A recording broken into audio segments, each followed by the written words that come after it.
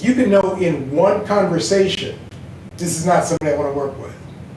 Or you can be 10 conversations in, and they say something that reveals who they really are, which they managed to hide from you before. When they talk about, those people, you're like, no. And you can choose to have the conversation. You can just say, no, I don't need to talk to somebody as my physician. I'm putting my life in your hands, whether it's immediate or whether it's, down the line. If I hadn't caught my prostate cancer when it was still microscopic, I might not be here, because I'm a 20-year survivor. I've got to be able to trust the doctor. If I don't have trust, that's it. Nothing else matters if you don't have trust with a clinician. So anytime that happens, whether it's a year in or in the first sessions, that's the time frame from my point of view. Does that make sense? No, it makes sense. I do a project where I work with victims of gun violence who become disabled. And I recently had an interview where this person has literally hopped to 3 different hospital structures because they didn't explain to him what was happening with his body, and he's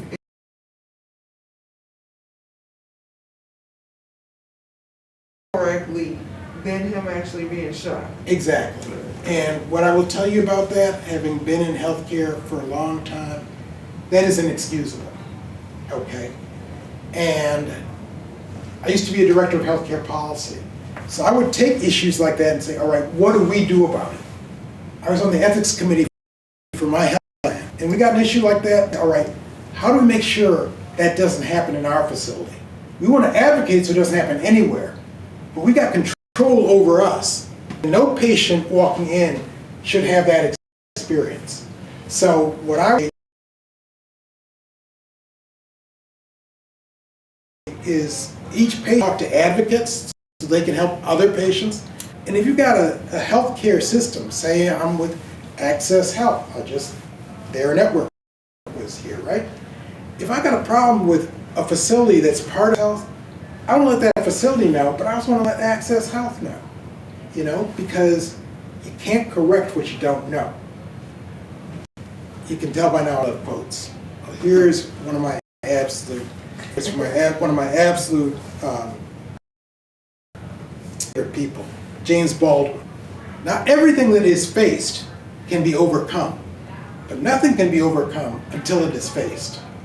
So if you have to hold up your story in front of that medical director, say, you can force them to face it. It doesn't mean they're going to change a damn thing, right? You don't necessarily have power over them, but you can force them to face it. And if you've got the time and energy, you can take it up the ladder, or you can find somebody else to take it up the ladder, right? Every organization has a board of directors. They're responsible for everything that happens in that institution. If you go to a community health center, which have been some of my favorite clients over the years, more than half the members of their board are patients at that health center, because the feds require that. Most places that's nothing like that, right?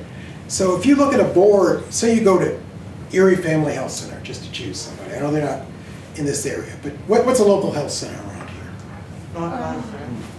Northwest. Okay, Northwestern. Okay, so I go to Northwestern Community Health Center. I get some care that I think is inappropriate. I can look on their board of directors and see if there's anybody I know, or somebody who knows somebody, right? Because half the people are going to be patients. If I can find that person and talk to that person about what happened, they probably have more power than you can imagine, okay? And not only do they have power, you can go to the feds. Federally qualified health centers get money from the federal government every year, every quarter, and they're required to do things right. And if they screw up, they can be, the most severe punishment would be that the feds could say, we're going to kick you out of the program, or we're going to suspend you from the program. That doesn't happen very often. But an inspection by HRSA, that does happen. And let me tell you, it's a little like, it's a little like a digital rectal exam. Not fun, but that's quick and it's over, right? Mammogram, it may not be fun, but it doesn't take very long. One of these exams, They take a while, okay? And they send in several people to look for what's really happening in this institution, to interview your patients, etc. How often do people go through that, or is it just a complaint basis? Like, is it an annual thing? Do people do that? Okay, there are a couple different things. There's sort of a paper review that happens annually, but this sort of on-site inspection is usually just triggered by an incident. On the other hand, if you're at a hospital, they usually have an exam at least every 3 years. If you've been really good, every 5 years. They will send in a whole team to see what's really happening in your institution. Can I ask a clarifying question? Please. That also apply to nursing homes by any chance? Nursing homes have a similar process because anybody who receives Medicare or Medicaid dollars is under federal restrictions, and nursing homes certainly do. So there are both state and federal regulations and inspectors that do this work, absolutely. What Yes, about please. dentists? Say What again? about dentists? Dentists, yes, that's interesting. I call dentists and oral health in general sort of the stepchildren of healthcare. They and behavioral health, they are not treated as seriously as we need to. I've had some major dental work done, okay? I know how important it is, but many people who haven't had that don't get that oral health is connected to your total health, just like behavioral health is. You can't be optimally healthy if you're dealing with an untreated depression. You can't be optimally healthy if you're dealing with a painful molar that needs to be treated. Maybe needs to be extracted, but maybe can be saved.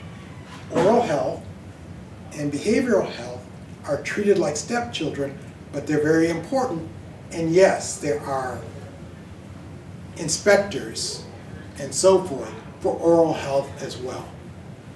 Not as strong in many cases, don't come out as often. I mean, I know dentists who literally tell me, I won't see a Medicaid patient, I'll see that patient and not charge them. Because what it takes me to go through a Medicaid billing process costs me more than Medicaid's going to reimburse me. I'd rather just give away the care than go through Medicaid. And that's in many states. It's terrible. So, but there is like a number you can call. And when you call that number, they'll do like an inspection. Is that? Well, let me be honest, okay? How responsive the folks answering the phone are varies a lot. But what you have to realize, if you don't get satisfaction with the first call, find somebody else. Find an advocate who maybe can make that call for you. Find an advocate who's got 20 examples of exactly what you're talking about. Because if I'm getting 20 complaints against the same dentist, I can do something different than if I'm just hearing from you, okay? So all those kinds of advocacy are part of what you can do. People say, well, what's one vote? Well, one vote could be the difference, right? One complaint could trigger an investigation that gets that dentist's license removed or suspended. You don't know. So it's not up to you to solve all the problems, but do what you can. But first of all, for yourself, right? You can take care of other people, but take care of your problem first. Okay? Where are my time-wise? I have no clue. I'm not watching my watch. It's been 28 minutes. 28 minutes, all right. We still got another dozen minutes to go. Let me go back to the slide deck briefly, but as I said, the slides don't matter to me nearly as much as the conversation. So when we talk about racism, we often think about only one piece of it, but there are 4 levels of racism I want to talk to you about. Do you have a question first? Yes. So this says that the class is supposed to end at 12. Did they change it? Because it's 12:04. I was told I had 40 minutes, but you're Yeah, right, we so started at late. 11:20. You're right, we started late. So let me ask you guys what you want me to do. Because right now I'm eating into your lunchtime.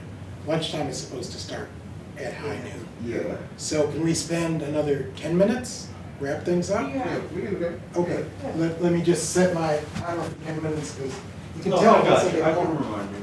Say again? I can remind you. Okay, cool. Remind me in 10 minutes, please. So, I think this one is really important. I'm just going to touch on it. We talk about racism. We generally talk about the one-on-one racism, right? Somebody calls you something, somebody treats you badly, whatever. That's individually mediated racism. And especially in the doctor's office, that's usually unconscious. Somebody goes to be a doctor or a nurse doesn't usually want to treat you differently because of who you are. Some do. I mean, there are racist doctors out there, right? There are classist doctors, there are ableist doctors. But most of the time it's unconscious. So that's a lot of the focus we work on, is how to deal with unconscious. But there are three other kinds. There's internalized racism, right? We've all grown up with all sorts of negative messages about black people. And if you get taught with that, some of that's going to soak in. Yeah. And you have to fight that off. Because when it becomes internalized, it's very damaging. I'm not telling you anything you don't know. But remember, that's the second form. And most white people don't know that internalized racism exists. And if you don't know if it exists, you can't be an ally to help us defeat it. If you're a teacher who doesn't realize that some of your students are going to be accused of acting white because the students who are accusing them have internalized racism, you can't help those students who are being accused. The third and fourth ones really go together. Sometimes people combine them. Institutionalized racism and structural racism. The way I distinguish institutionalized is at an individual institution. Okay? If I have a hospital and the only place you see people who look like you and me are in housekeeping and maintenance and food service, that says the hospital doesn't believe that there are doctors and nurses and everybody else who looks like us who are qualified to serve. That's institutionalized racism. When I talk about structural racism, I'm talking about the new Jim Crow. I'm talking about how easy it is for black young men in particular, but black and brown and other oppressed folks to be on the school to prison pipeline. That's beyond any one given institution. That is structural racism, okay? So all four of those exist, and we need to fight on all four levels, and that includes in healthcare, okay? Things have changed a lot. The AMA didn't used to allow black physicians to become members. Now the AMA is a head of health equity, you know? Very, very big differences, but still, we've come a long way, we've got a long way to go. All forms of oppression can be deadly, but in the healthcare situation, the one where we can have the most impact is against that unconscious bias. That's why the tools that I just told you about are all about, primarily about addressing unconscious bias. Doing the teach back to make sure you're on the same page. Humanizing yourself so it's harder for the doctor to just dismiss you based on what they see of you. They're to address unconscious bias, racism, ableism, all those. Okay. Oh my goodness. I'm just looking at this slide because it's got a lot on it. Let me pin it down. Okay. It's been well identified for a long time that medical racism exists. Medical ableism has been there just as long, but it's not as often talked about. Okay.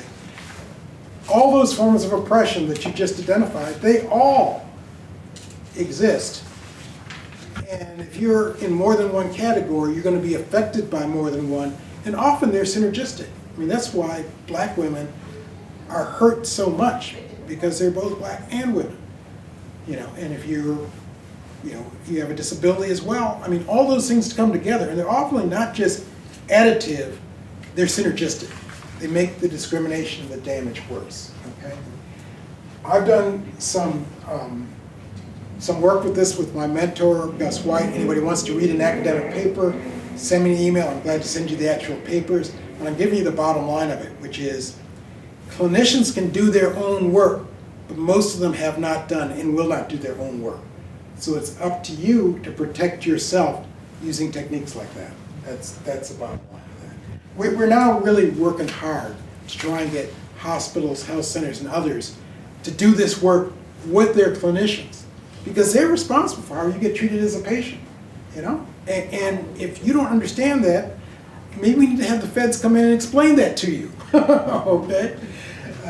Are there many rights for people with disabilities though? Like I heard you mention ADA in our introduction. Yep. But like, we still so far behind in time. We can't even get like wheelchairs to hold our wheelchairs as a part of our body. And so I'm just curious, is there any movement outside of being able to look at us as a whole person psychologically and in conversation, but some of the prognosis and treatment plans and various things like that are not accommodating. And so I'm just curious, is there any update considering that every 1 in 5 person with a disability? It is, 1 in 5. like I said, I'm an old school guy, and I'm a Yeah. history guy, like you are. So I look at how far we've come and how far we have to go, Yeah. right? We can go to any school, we can go to virtually any facility if we've got decent coverage, and almost all of us have some coverage. But when it comes to people with disabilities, particularly with visible disabilities, a lot of institutions have not made the adjustments that we know are reasonable. Yeah. I think one of the best things we can do is to highlight those that are doing the right thing, right? Vote with your feet. If somebody really, make sure every entrance is accessible, right? Has signage in different languages.